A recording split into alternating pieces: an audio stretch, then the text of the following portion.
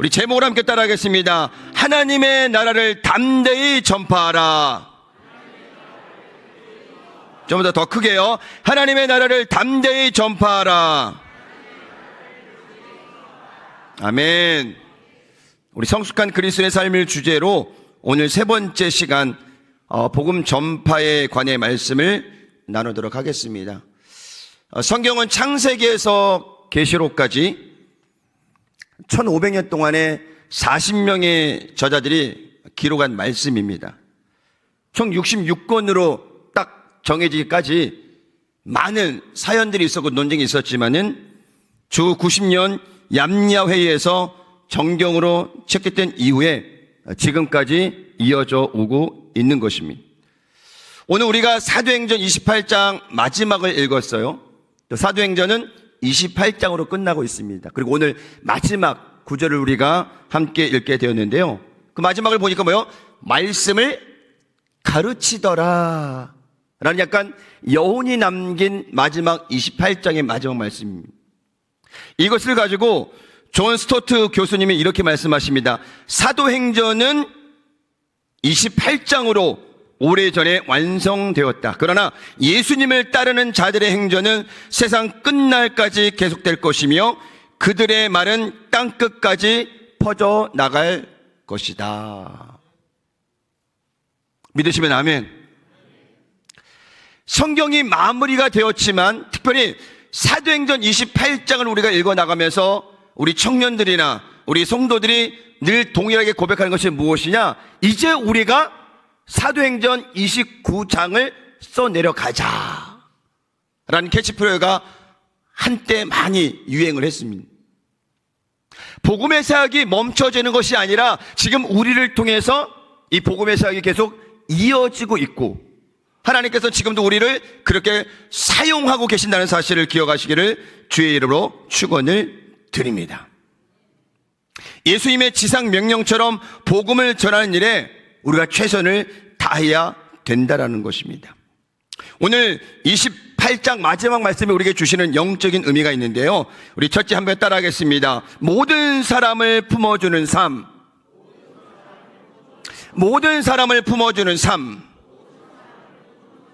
복음 전파하고 오늘 일대지 주제하고 무엇이 연결이 되어 있을까요? 여러분, 오늘 30절에 보니까 사도 바울이 이렇게 합니다. 바울이 온 이태를 자기 셋집에 머물면서 자기에게 오는 사람을 다 영접하고 그랬어요. 현대인의 성경에서 찾아보니까 따뜻하게 맞아들였다라고 표현하고 있습니다. 좀 어감이 다르지 않나요? 온 사람을 받아들였는데 현대인의 성경에서 어때요? 따뜻하게 맞아들였다라고 얘기를 해요. 지금 이 시대를 보면, 우리 교회를 보면 이런 따뜻함의 어떤 마음이나 감정들이 찾아보기가 쉽지는 않습니다. 사도 바울이 이 마음처럼 자기를 찾아오는 모든 사람들을 따뜻한 마음으로 맞아들여야 될 이 세상, 그리고 우리 교회. 그러나 반대로 세상은 서로를 떠밀고 있습니다. 받아들이지 않고 있어요. 지금 이 시대가 힘들고 어려운 과정을 지나가는 것, 온 세계가 전쟁으로, 내전으로 힘들고 어려워하고 있는 것, 이 모든 것들은 뭐냐? 서로가 서로를 받아들이지 못하기 때문입니다. 수용성이죠. 제가 바다 사진을 하나 드렸는데 여러분, 저 바다 사진을 보면 여러분 마음이 어때요? 가고 싶죠? 야, 이렇게 감정이 없으신 분들이.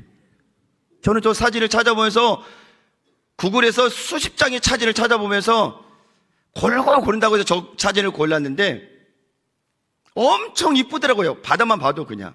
가지 않았는데도 불구하고 그냥 사진만 봐도 너무너무 마음이 행복하고 좋더라고요. 여러분, 표면적으로 보는 저 바다, 그러나 저 바다 밑에 보면 어떨까요?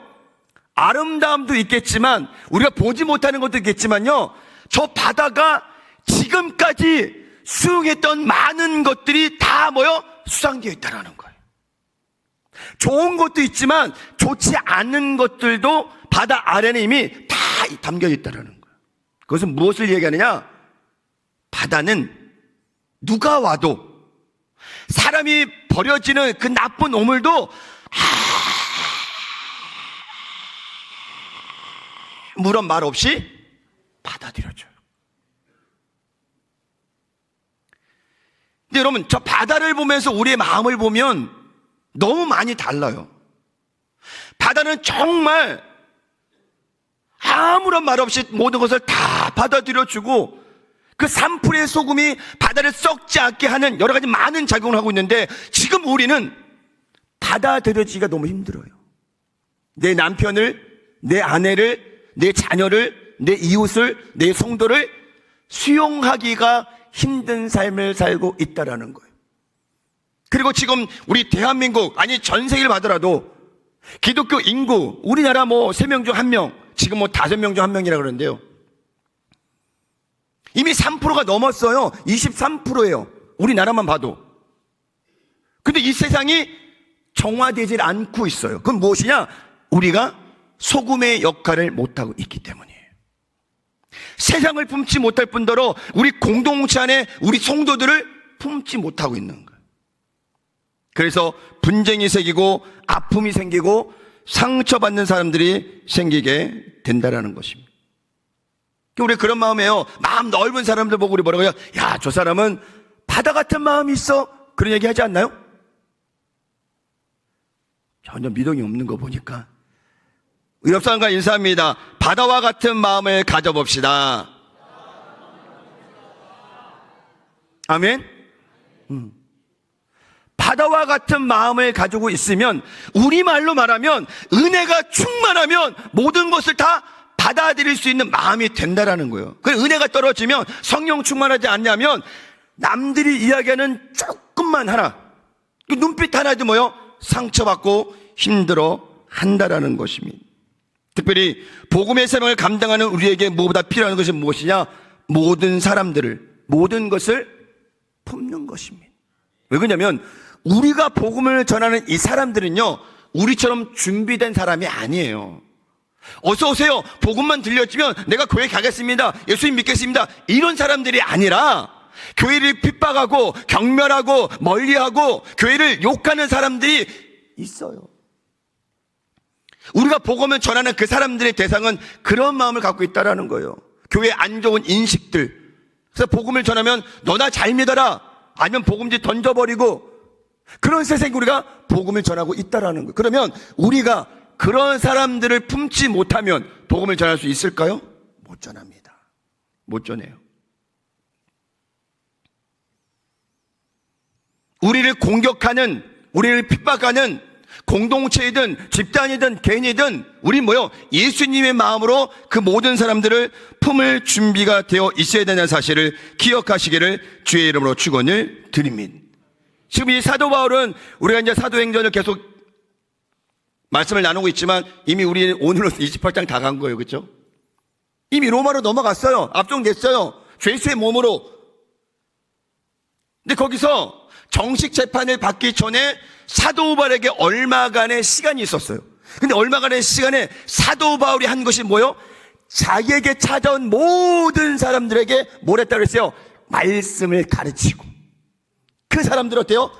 따뜻한 마음으로 맞아 드렸다고 이야기를 하고 있습니다. 만약 제가 죄수의 신분으로 끌려갔다고 생각해봅시다. 저한테 얼마간의 시간이 있었어요. 그럼 저는 복음을 전하지 않고 뭐 하겠어요? 빨리 고국으로 돌아갈 생각을 하겠죠. 전화도 하고 사람의 도움도 요청해서, 나 지금 끌려와서 얼마 있으면 죽을 수밖에 없는 상황인데 나를 좀 구해달라고 요청을 할 뿐이지 복음을 전한다? 상상할 수 없다라는 거예요. 그런데 사도 바울은 그의 사명이 뭐였어요? 이방인의 사도로, 오직 십자가, 오직 예수님만 붙들고 나아갔던 바로 믿음의 사도라는 사실을 여러분이 기억하시기를 주의 이름으로 축원을 드립니다. 사도 바울에게는 목숨보다 더 귀한 것이 무엇이었냐? 바로 복음 전파였어요. 지금 여러분들은 여러분 삶에 가장 중요한 것이 뭐예요? 내 삶보다, 내 목숨보다 바꿀 수 없는 그 무엇이 있습니까? 우리의 신앙 고백은 오직 예수님, 오직 십자가, 아멘 해도 됩니다. 오직 예수님, 오직 십자가. 아멘 한다고 누가 안 잡아가요.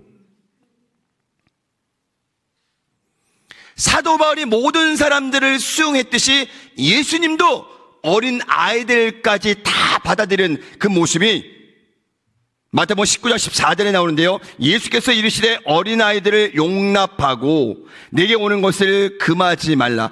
천국이 이런 사람의 것이라 하시고, 예수님의 공생의 3년 반 동안의 사역은 복음 전파, 치료하시고, 그리고 가장 중요한 무엇이세요?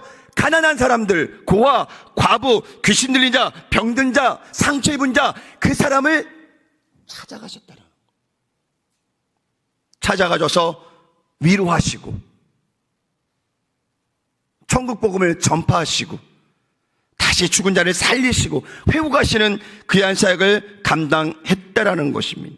그리고 따뜻하게 위로하고 안아줬다라는 거예요. 우리에게 필요한 것이 뭐예요? 많은 봉사와 헌금이 아니에요. 한마디의 말로 상대방을 위로하고 격려할 수 있는 넉넉한 마음이라는 거예요. 누군가 들어오면은 욱하고 성질낼 것이 아니라 왜 그 사람이 그렇게 할 수밖에 없었는지를 상대방 입장에서 보고 이해하고 기도하면서 함께 협력하는 것, 그것이 공동체의 힘이라는 사실을 기억하시기를 주의 이름으로 축원을 드립니다. 예수님은 3년 반의 공생애 동안에 그 많은 사람들을 다 품으셨어요. 자기를 공격하는 유대인도 다 품고, 바리새인과 서기관도 품고, 병든 자도 다 품고, 귀신 날도 다 품고, 다 품었어요. 다 품으시고 마지막에 뭐까지 품으셨냐? 십자가까지 품으셨다는 거예요. 이 기간이 지금 사순절 기간이잖아요, 여러분. 이 사순절 기간하고 여러분들하고 지금 관계가 있나요? 우리가 정해놓은 이 절개 이 기간에 그래도 우리가 조금은 달라야 돼요. 미디어 금식을 하든 식사 금식을 하든 말씀을 더 깊이 묵상하든 기도하든 그 예수님의 고난, 그 십자가를 묵상하면서 이 사순절 기간을 보내야 돼요. 그리고 고난 기간을 보내고 그리고 기쁨으로 부활절을 맞이할 수 있어야 되는 거예요. 기승전결이 있어야 되는 거예요, 여러분. 아무것도 없다가 부활절날 할렐루야 툭 계란 깨먹고, 이게 부활절이 아니에요, 여러분. 그래서 우리가 사순절 기간을 묵상하면서 보내는 거예요. 우리 교회 가장 바다 같은 분들 누가 돼야 될까요? 장로님들. 장로님도 아멘을 안 하시네. 다시, 바다와 같은 분들이 누가 될까요? 장로님들.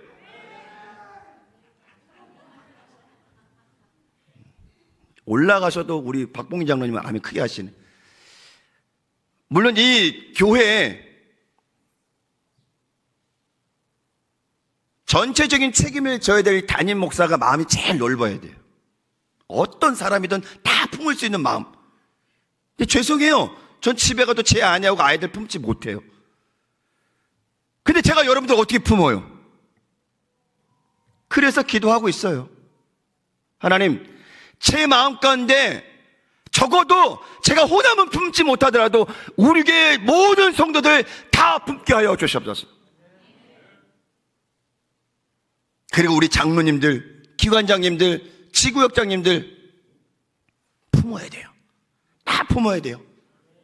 성도의 대표는 이미 우리가 공동회의를 통해서 우리 장로님 자격이 된다, 요건이 된다, 충분하다, 다 찬성, 그래서 세우신 분들이에요. 그때만 반짝 받아. 지금은 안 됩니다. 그때 바다의 마음이 지금 여전히 뭐요? 바다의 마음. 그리고 가장 넓은 분 누구냐? 이제 시무 장로를 끝내시고 은퇴 장로로서 우리 교회 사역을 감당하시는 우리 장로들의 마음이 더 넓어야 돼요. 우리 오동 장로님 크게 한번 하신. 더 넓어야 돼요. 더 넓어야 돼요. 제가 그랬잖아요. 전도도 장로들이 제일 잘하시고 기도도 장로들이 제일 잘하시고, 아멘 안 하시네. 전도도 장로들이 제일 잘하시고 기도도 잘 잘하시고 모범적이시고 헌신적이고 사랑도 많고, 네. 가장 최적화된 분이 누구냐? 장로님들이에요. 왜? 그동안 쌓아왔던 것들을 보면요, 엄청납니다. 많은 고난도 있었고 어려움도 있었지만은 기도로 이겨내셨던 그 많은 수고를 때문에 주께 주셨던 은혜들이 있기 때문에 평신도보다 뭐요? 마음이 몇 배는 더 넓어야 돼요. 우리 장로님들께만 박수를 보내는데 우리 장로님들 마음이 아까 사진 나온 그 바다 말고요, 쫙만 저 태평양처럼 넓은 마음으로 우리 교회를 섬길 수 있도록 우리 장로님들께 박수 한번 보내드립니다. 이제 박수를 받으신 장로님들은 어떻게 해야 돼요? 지금은 내가 이만한 종기 같은 마음이지만 오늘부로 뭐요? 지금 이 시간 바다와 같은 마음으로 넓어져야 돼. 그리고 모든 사람들을 다 품고 뭐 하셔야 돼요? 위로하시고 격려하시고 기도하시고. 그럴 때 우리 공동체가 더 잘 된다는 사실을 기억하시기를 바랍니다. 우리 작은 소그룹의 지역장, 구역장도 마찬가지예요. 구역원들 2명이든 3명이든 잘 품어야 돼요. 교회를 잘 나오든 잘 못 나오든 잘 협조하든 협조하지 않든 내 구역원이면 어떻게 해야 돼요? 구역장은 눈물로 기도하고 한 사람 한 사람을 찾아가서 위로하고 격려해야 된다는 사실을 기억하시기를 주의 이름으로 축원을 드립니다. 제가 작년에 목포 2월 2일 날 금요일날 처음 사역을 하고 2월 4일날 첫 주를 보냈습니다. 그리고 이제 14개월 정도 지나고 있어요. 여러분들이 어떤 마음을 갖고 있었는지 모르겠지만은 제가 와서 설교하고 뭐 할 때마다 우리 교회 얼마 되지 않았어요. 우리 교회 그랬더니 어떤 분이 목사님이 우리 교회라고 하니까 너무 좋다라는 거예요. 그래서 본인도 우리 목사님으로 인식이 된대요. 내가 여기 왔고 여러분의 교회는 어때요? 그러면 저 사람하고 우리가 관계가 없나? 저 외부 강사인가? 보통 그러잖아요. 여러분의 교회는 잘 될 것입니다. 여러분들의 교회는 막 이런 외부 강사 느낌이 들잖아요.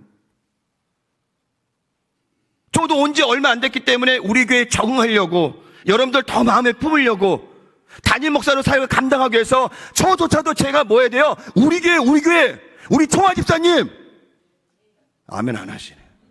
자기 이름도 불러주는데 아멘을 안 하시면 뭐 어떻게 했다는 얘기가 지금.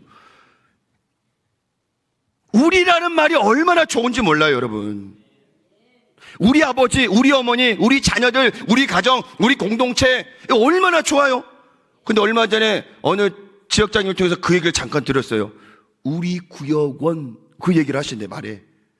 제가 1년 전에 들었던 그 얘기하고 똑같더라고요. 이분이 우리 구역원이라는 말을 쓰면서 그 구역원을 생각하는 그 말이 저한테 전달됐을 때 저는 다르게 들렸어요.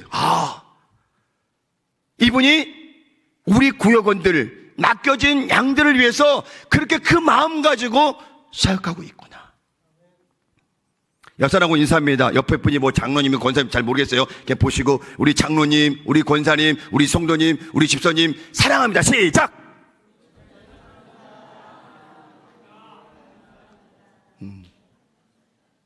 옆에 아내가 있으면 우리 아내 이렇게 오늘 너의 아내는 아니잖아요. 그렇죠? 우리라는 말이 얼마나 좋은지 몰라요, 여러분. 그 마음이 무엇이냐? 모든 사람을 품는 마음이라는 사실을 기억하시기를 주의 이름으로 축원을 드립니다. 오늘 사도 바울은 이 사역을 위해, 이 복음을 위해서 모든 것을 참으며 모든 것을 바라며 모든 것을 견디며 모든 사람들을 품는 그 아름다운 마음이 있었다라는 것입니다. 두 번째 따라합니다. 복음 전파의 사명을 감당하는 삶. 시작.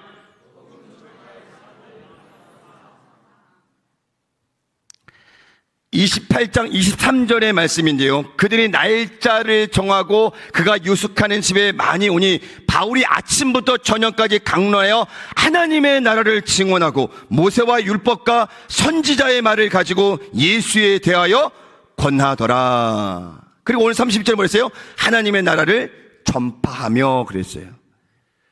오늘 우리는 우리 자신을 돌아보면서 나의 사명은 무엇인가라는 것을 한번 점검해 보시길 바랍니다.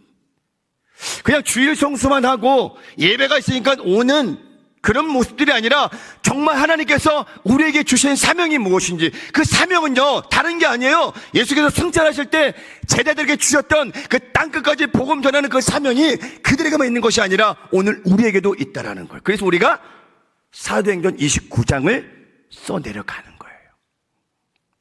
아멘. 옆에 분과 인사합니다. 사도행전 29장을 함께 써갑시다. 시작.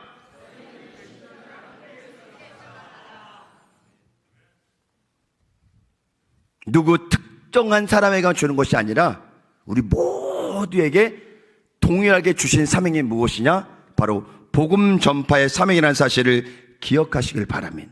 마태복음 4장 17절입니다. 이때부터 예수께서 비로소 전파하여 이르시되 회개하라, 천국이 가까이 왔느니라 하시더라. 누가복음 8장 1절을 말씀합니다. 그 후에 예수께서 각 성과 마을에 두루다니시며 하나님의 나라를 선포하시며 그 복음을 전하실 때 12 제자가 함께 하였고. 우리가 늘 고백하잖아요. 예수님의 제자로 살아간다고. 말은 굉장히 멋있게 해요, 다들. 근데 실제 나의 모습은 제자의 모습이 아니에요. 성경은 뭐라고 그랬어요? 자기를 부인하고 자기 십자가를 짊어지고 나를 따르라 그래요. 근데 항상 이 두 가지가 안 돼요. 자기를 부인하지도 못하고요, 십자가를 짊어지지도 못해. 그러니까 예수님을 따라가기가 힘들다는 거예요. 입술의 고백은 있지만 행함이 되지 않는. 우리는 예수님의 참된 제자로 삶을 살아가기 위해서 함께 따라합니다. 자기를 부인하고, 크게요, 자기를 부인하고 십자가를 짊어지자. 여러분이 부인할 것, 여러분이 짊어져야 될 십자가 무엇인지는 다 달라요. 그러나 그게 선행되지 않으면 정말 예수님을 따라가기가 쉽지 않다라는 것을 여러분이 기억하시기를 바랍니다. 여러분, 이 땅은 종착역이 아니에요. 전체 영원한 삶을 보면 정말 보이지 않는 이 짧은 100년의 삶, 그러고 나면 뭐요? 영원한 삶이거든요. 근데 우리는 내가 얼마나 오래 살겠다고 이 짧은 기간 많은 것을 움켜잡으려고 하는 사람이 많다라는 거예요. 어제 제가 서울에 팔순 예배를 잠깐 갔다 왔어요. 딱 80세가 되신 분이죠. 우리 교회 온 지도 얼마 안 됐었고, 여의도에. 그분이 그래 인사말 하면서 이제 내가 주님 부르셔도 자기는 감사다라는 거예요. 80년 인생 잘 달려왔고 아이들 다 장성했고 40년 절에 다녔다가 우리 교회 나온 지 이제 1년밖에 되지 않았지만은 이제 하나님만 잘 믿다가 주님 부르시면은 가겠다고 그 얘기를 하시더라고요. 40년을 절을 섬겼어요. 그러니까는 우리로 따지면 40년 절을 섬겼으면 뭐요? 진짜 장로님 엄청 정말 그렇게 보면 되는 거예요. 근데 그분이 그래서 다 접고 그 늦은 나이에 78세 때 오셨죠.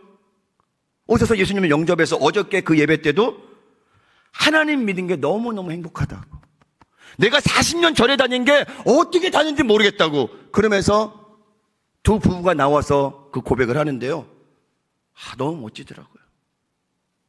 그 아들은 오랫동안 신앙생활을 같이 하고 있었는데 어머니 아버지가 늦게 교회에 오신 게 너무너무 감사해서 편지 읽다가 울어요. 아버지 모습을 아니까, 어머니 모습을 아니까. 그래서 얼마나 그 모습들이 아름다운지 여러분, 오래 사는 거요, 부자로 사는 거요, 건강하게 사는 거요, 여러분 그게 답이 아니에요. 짧은 인생 살아가면서 우리가 어떻게 살아가느냐, 그게 가장 중요하다는 사실을 기억하시기를 주의 이름으로 축원을 드립니다. 우리 교회가 시대적 사명과 지역사회를 위한 사명이 무엇인지를 깨닫고 기도로 준비하면서 나가야 돼요. 지금은 우리가 뭐 호남적을 품고 여러 가지 많은 큰 비전을 갖고 있지만 지금은 그 역할을 하기에는 작을 수도 있어요. 좀 부족할 수도 있어요. 그래 여러분, 그 꿈과 비전을 놓치면 안 돼요. 아멘. 광주에는 광주 순복음교회, 목포에는 아니 딱 나와야 뭐가 있겠지, 이렇게 쿵짝짝 좋은데 그냥 전혀 뭐 목포에 누가 있지 막 이러고 있고 막 목포에 누가 있나. 다시, 광주에는 광주 순복음교회, 목포에는 그래요. 목포 순복음교회만 안 돼. 저기 목포 순복음교회 따로 있거든. 여의도 목포. 다시, 광주에는 광주 순복음교회, 목포에는 참 힘들어요. 여러분들 입 열기가 참 이렇게 힘들어서. 저희 막내도 2번 얘기하면 다 알아듣는데 여러분은 3번 해야 이렇게 따라하니 뭐. 여러분 그런 위치까지 갈 수 있어야 돼요 이제. 아멘. 그래서 정말 각 지역마다 순복음교회가 정말 크게 그 사역을 감당하고 있는데, 목포는 아직 우리 교회는 작아요. 사명도 키워야 되고요, 덩치도 키워야 되고요, 우리 영적인 능력도 키워야 돼요. 그래야 호남 지역을 감당할 수 있는 거예요. 그런 교회가 되기 위해서 여러분들이 함께 기도해 주시기를 예수님의 이름으로 축원을 드립니다. 이제 우리는 열매를 위한 전도도 중요하지만 더 중요한 것은 그들에게 다시 오실 예수님을 전해야 되는 거예요. 여러분, 예수님 언제 오실까요? 아는 사람이 있으면 이거 이단인가 지금? 알고 있는데 얘기 안 하는 사람도 있어 지금? 몰라요. 누구만 아셔요? 하나님만 아셔요. 하나님의 모든 계획 가운데 있는데 이걸 안다? 그럼 이단이죠. 그 다윗 성교가 그렇게 무너진 거 아니에요. 예수님 오실 그날은 하나님만 아신다. 우리 뭐 하는 거예요? 언제 오실지를 모르지만 오늘 내가 무엇을 해야 될지를 분명히 알아야 돼요. 그게 뭐예요? 복음 전파라는 거예요. 그 사명을 저와 여러분들이 감당하시기를 주의 이름으로 축원을 드립니다. 마태복음 24장 14절에 말씀합니다. 이 천국 복음이 모든 민족에게 증언되기 위하여 온 세상에 전파되리니 그제야 끝이 오리라. 근데 우리가 추측할 수 있는 건 뭐예요? 온 세상에 복음이 다 전파될 그때쯤. 그게 언젠지 모르죠. 그러니까 우리가 얼마나 지금 사역이 많이 남은 거예요, 여러분. 땅끝으로는 우리가 스페인을 이야기하지만 가장 가까이 있는 내 남편, 내 아내, 내 자녀들, 내 옆에 있는 지인도 복음 전하지 못하고 있어요 지금. 여러분, 우리가 말만 행복축제 전농부 정해놓고 하면 뭐예요? 내가 정말 움직이지 못하고 있는데, 내가 전하지 못하고 있는데 누군가 하겠지? 아니요 여러분, 내가 해야 돼요. 내가 복음 전해야 돼요. 내가 기도해야 된다라는 거예요. 전도의 어떤 수치가 아닙니다 여러분. 복음의 정말 본질적인 것을 잘 전할 수 있을 때 주님의 나라가 확장된다는 사실을 기억하시기를 주의 이름으로 축원을 드립니다. 세계 인구가 지금 82억 명이래요. 제가 80억 명으로 제가 알고 있었는데 다시 조사해보니까는 2월 기준으로 82억 명 나와 있더라고요. 거기 우리 그리스도인들 전 세계 23억 명. 그러니까 대략 한 60억 명 모여 아직도 복음을 몰라요. 아니 알고 있어도 돌아오기가 쉽지가 않아요. 저 파란색 수치가 점점 들어서 무슬림도 내려가고 무교도 내려가고 힌두교도 내려가고 불교도 내려가고 쭉 해서 저 원이 다 뭐요? 한 색깔로 됐을 때 누가 오신다? 근데 그때를 안다 모른다? 모른다. 저 그래프가 원의 모양이 점점 늘어날 수 있도록 뭐 해야 돼요? 우리가 기도해야 돼요. 복음 전해야 돼요.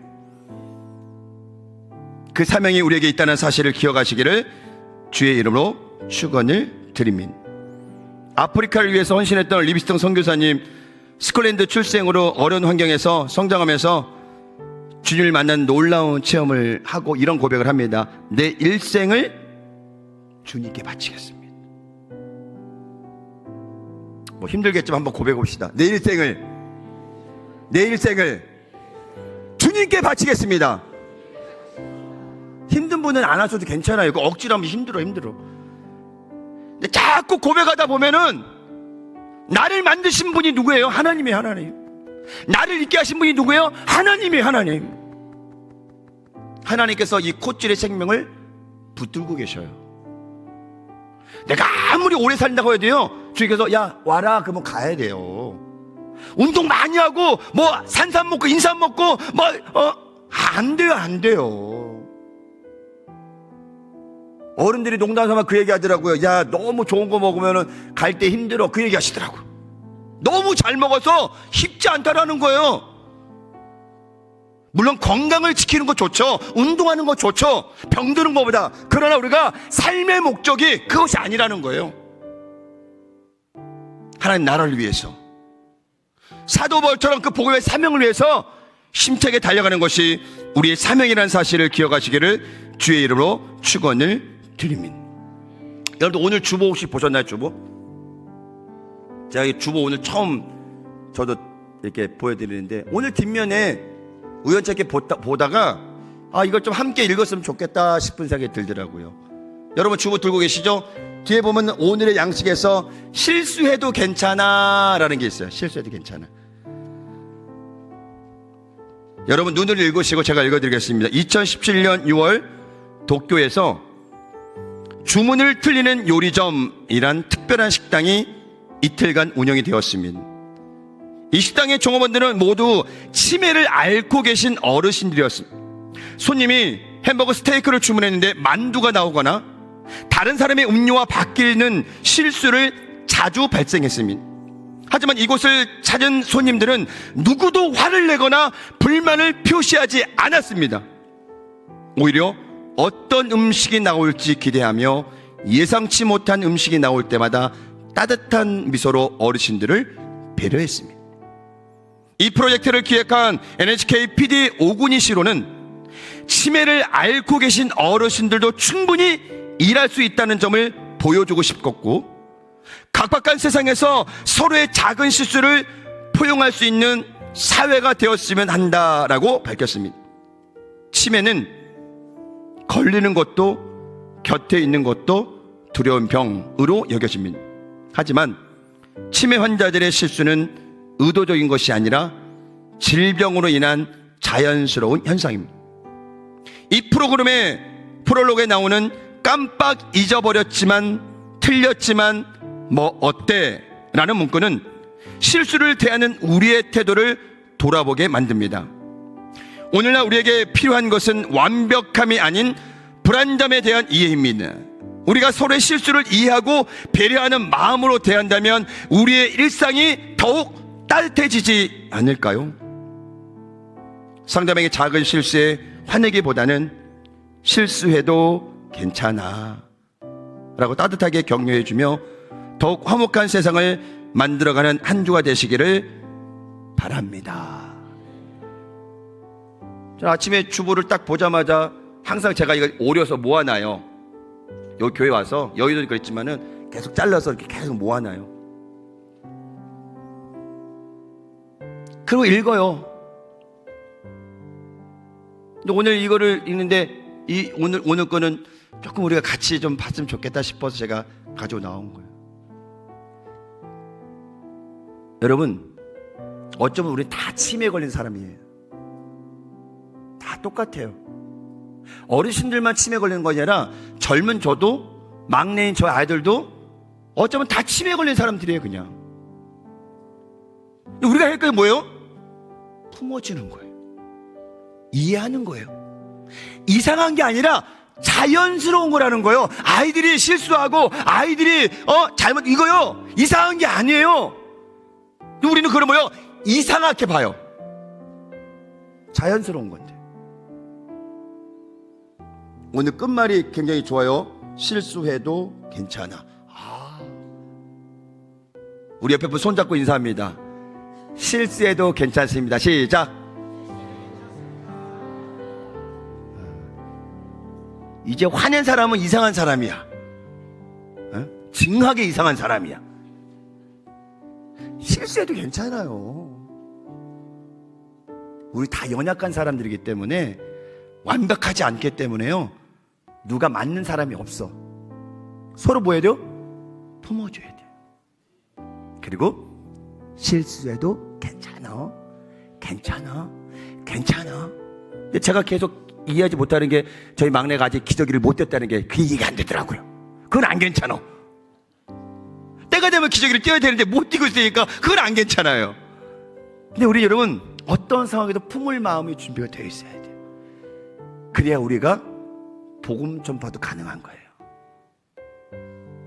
이제 3월달 마지막 주일이고, 이제 내일부터 31일이 남아있지만 4월달이 시작돼요. 여러분, 예수님이 십자가를 짊어지신 거, 온 세상을 품으신 거예요. 우리도 그 마음 가지고 사순절 기간을 보내고 부활절을 맞이해야 돼요. 내 남편, 내 아내, 내 자녀, 내 동료들 미울 때가 많죠. 그냥 꿀만 주고 싶을 때가 얼마나 많아요. 그냥 아내들은 막 그냥 반찬 짜게 만들고, 일부러 막 그냥 밥 막 서리게 만들고 막 이럴 때 있잖아요. 복수하려고 막. 그런 분은 없겠지만, 늘 예수님 마음 품고 사랑하고 용서하고 이해하고, 실수해도 괜찮아, 이런 마음, 그 마음 가지고 한 주간 승리하시기를 예수님의 이름으로 축원을 드립니다.